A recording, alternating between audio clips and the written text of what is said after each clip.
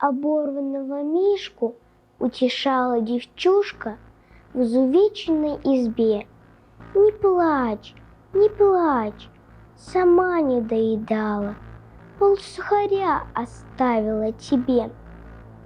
Снаряды пролетали и взрывались, смешалась с кровью черная земля.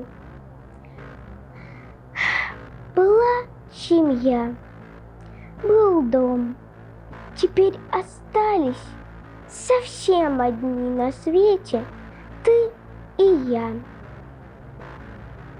А за деревней рощица дымилась, поражена чудовищным огнем, и смерть вокруг летала злой птицей, бедой нежданной приходила в дом.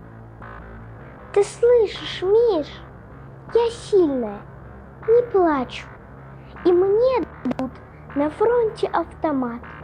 Я отомщу же за то, что слезы прячу, за то, что наши сосенки горят.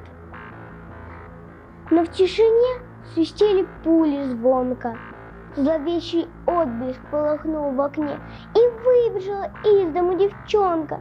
«Ой, Мишка, Мишка, как же страшно мне!» Молчание, ни голоса не слышно. Победу нынче празднует страна, а сколько их, девчонок и мальчишек, осиротила подлая война.